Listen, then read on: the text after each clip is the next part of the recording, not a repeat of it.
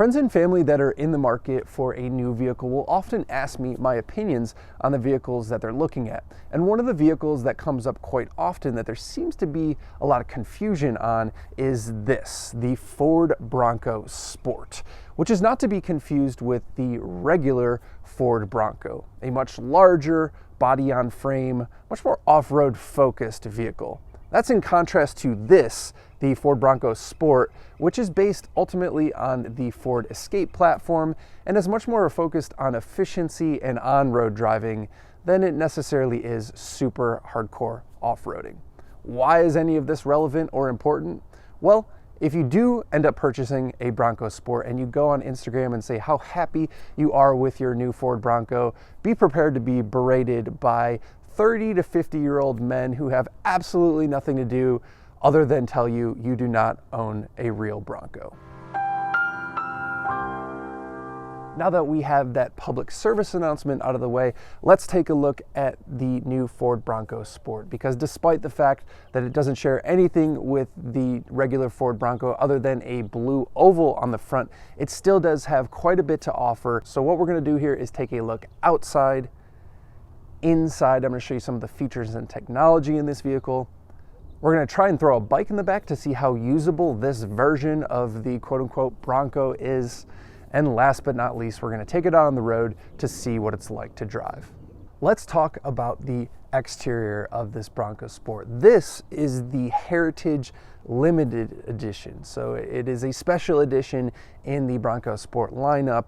And what's important about it is that it is based on the Badlands Edition, which gets all the fancy off-road bits, but it has more features, it has a unique color palette, and some unique styling to it. You're seeing it here in Yellowstone metallic, and while I'm not a big fan of yellow, I do really like this two-tone look that they have going on with the base yellow, the white roof, and then even the grille itself is pretty interesting and different. This car definitely stands out from the crowd, and I think that is probably a big part of the reason that you're buying this, is that you're looking for something that has a bit of style over something like the Escape that it's based on. You get two engine options in the Bronco Sport, a 1.5 liter 3-cylinder turbocharged engine, or this, a 2-liter 4-cylinder turbocharged engine. This makes about 245 horsepower. And while it is a relatively small vehicle with a relatively small engine, it doesn't get the best fuel economy. We can kind of thank some of the off-road bits for that. This gets 21 miles to the gallon city and 26 miles to the gallon highway. Now, while those fuel economy numbers aren't that great, it is actually quite quick, as you're going to see out here on the drive. The only other thing to say is that it is equipped exclusively with an automatic transmission, and that is an 8-speed auto. Even though this vehicle is not based on the regular Ford Bronco, which is much more off-road focused, this still has a lot of off-road aspirations, and we can tell that by looking at the tires. These are Falcon Wild Peak all-terrain tires in a 235/65 17-inch sides. So we have some nice meaty sidewalls here and a much more aggressive tread pattern than you would see on an otherwise on-road vehicle. So we're going to be curious to see what that ride is like with the meaty sidewall, but also how well it handles on the road, which it's meant to do most of the time. Hopping inside is a mixed bag of design, usability, and ultimately execution. Let's start off with some of the good. The good is that this design is pretty cool and a bit unique. I do like the design, the way it's laid out. You have some interesting touches in here, like this white trim that's going on. You also have some interesting storage options here. Under the infotainment screen, you get a little storage pocket. So it's kind of cool, a little bit quirky, but in a good way. And also what's good about it is it's quite usable. So you have down here physical HVAC controls, a dial or rotary knob for adjusting your temperature, a physical button for adjusting your heated seats that you can just toggle through very easily.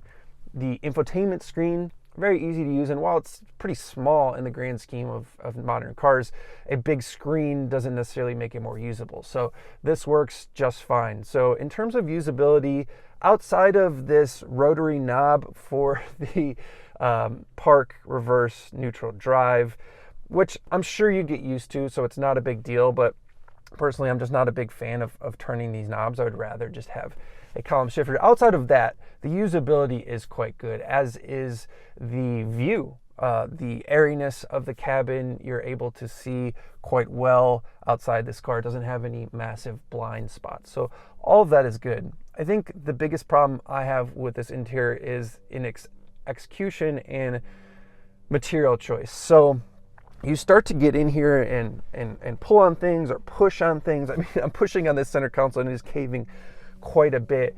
It doesn't feel particularly well made.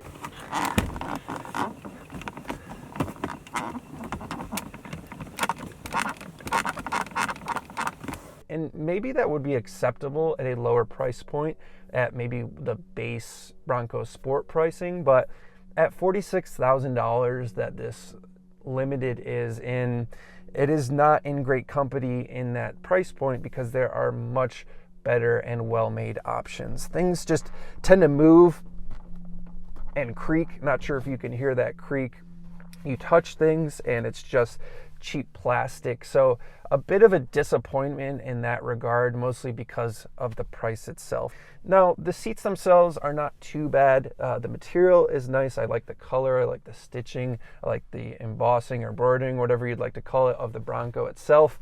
But they don't really offer any lateral support to speak of. So if you're going around corners, you're kind of holding on for dear life.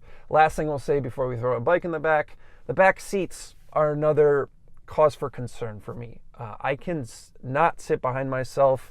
There is zero knee room for me at 6'1". Even if you're a little shorter, I think you're going to be struggling for knee room back there. On the positive side, headroom is good. Plenty of headroom back there. So the back seats, just not as usable as I would hope for something in this space. So some things to consider, but let's throw a bike in the back and see if it fits. Fitting a bike in the back of the Bronco Sport isn't exactly an easy task. Of course, putting down the rear seats is the first step. However, the rear seats can't go down unless you move the front seats forward. So it's a bit of a pain to constantly move the front seats forward and backwards just to drop the rear seats. Once that's done, it's a really tight fit lengthwise getting my 29er mountain bike in. And unfortunately, the rear opening is too small to do that with the front tire on, so that also has to come off. All in all, realistically, there isn't any more room in this SUV than there is a standard hatchback. As always, if you enjoy the bike test, make sure you hit the subscribe button and leave a comment below so you don't miss future episodes. Alrighty, let's take a drive in the Ford Bronco Sport. Going through a roundabout here, gonna go by and kind of next to the foothills here, so it should be a good drive.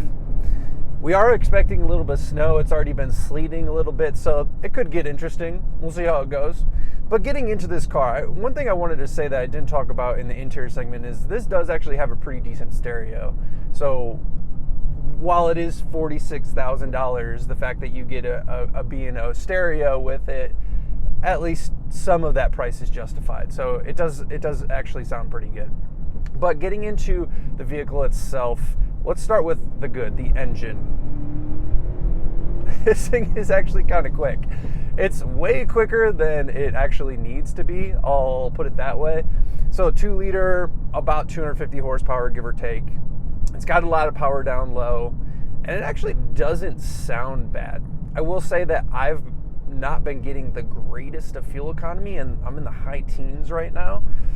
So that's kind of a bummer. But in terms of quickness, I mean, this thing will get you up to speed, no problem. In terms of the transmission, pretty good once you warm it up. It can be a little bit jerky at low speeds when it's cold, but overall, it's not too bad. It is an 8-speed transmission, and it's sort of what you would expect out of Ford, I would say. Not amazing, but also not bad. It's totally run-of-the-mill. So engine, transmission, stereo, all great. And you know what else is really pretty decent is the suspension. By no means the best suspension in the category, but what I like about it is it kind of has a fun, playful character to it. So we're just hitting some twisties here, which is perfect timing. And I'm just like, oh, we're going into this corner, and it just rolls kind of all over the place, which is not obviously the best for a sports car experience or the best lap times, but it's kind of fun in a weird way.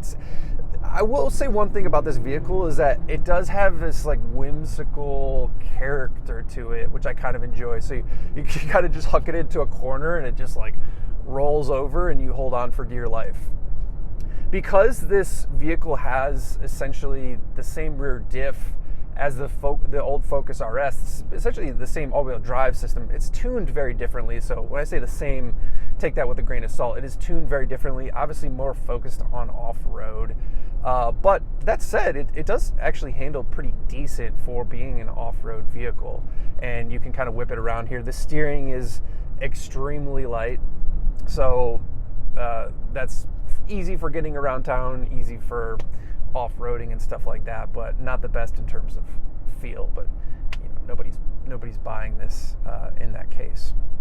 Outside of the engine, transmission, suspension, the bumps that when you hit big bumps, it deals with those really well. The ride isn't sort of like Cadillac smooth or anything like that. There are better riding vehicles in the space, but it does deal with big bumps really well. And with all this ground clearance, you can kind of just go in and out of embankments super easily, not have to slow down. And I really enjoy that about it. Some of the things that I've already sort of talked about, my grievances with the interior build quality, that is definitely one thing that I feel like is not really worth the money. But that also said, it does actually have quite a bit of road noise, especially on the highway. Not too bad right now, we're going about 40 miles an hour, but when you get 70 miles an hour on the highway, not a lot of wind noise, rather surprisingly, for what is essentially a box, but you do get a lot of road noise. These are all-terrain tires. I'm sure that has an aspect to it, but yeah, I don't think there's a whole ton of sound deadening going on here, specifically because this is, you know, first and foremost meant to be a cheap vehicle. Just a little fun fact, we're actually going by the Coors Brewing facility here. We're in Golden, Colorado. This facility we've actually been driving by for a while. It goes on for like a mile. It's pretty insane, but just a little fun fact for you. Going back to the car, what else can we say about it? I think the brakes feel adequate. They have decent pedal pressure or decent feedback from the brakes. I have also found the usability to be quite good. So it sounds weird to say, but so many manufacturers these days with all this technology and collision avoidance and stuff, they can kind of get in their own way in terms of you drive it around and it's constantly beeping at you. It thinks you're going to hit the car in front of you. It thinks you're going to turn into a car next to you. Like a lot of these cars are just always making noise and stuff. And this has been like a pretty quiet experience. You know, you just drive it around like normal. It doesn't warn you 20,000 times that you're going to murder somebody or anything like that. So I just feel like while those systems are nice, sometimes they're overreactive. And this is a car that is not overreactive. So in summary, with the Ford Bronco Sport,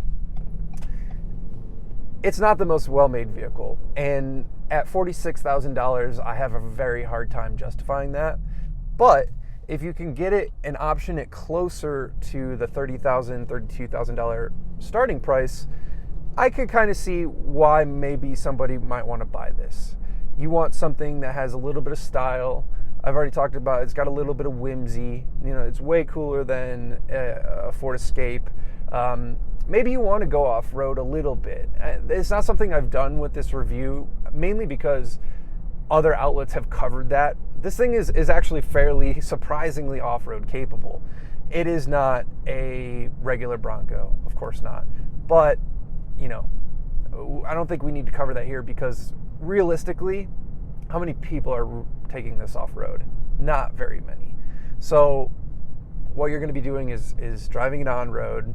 And I think, to me, if I was going to get some sort of vehicle in this space, or specifically this Bronco Sport, I would be looking at essentially the cheapest one I could buy, with probably the 1.5 liter engine, because while this 2 liter is good, it's nice and quick, it feels like overkill, honestly.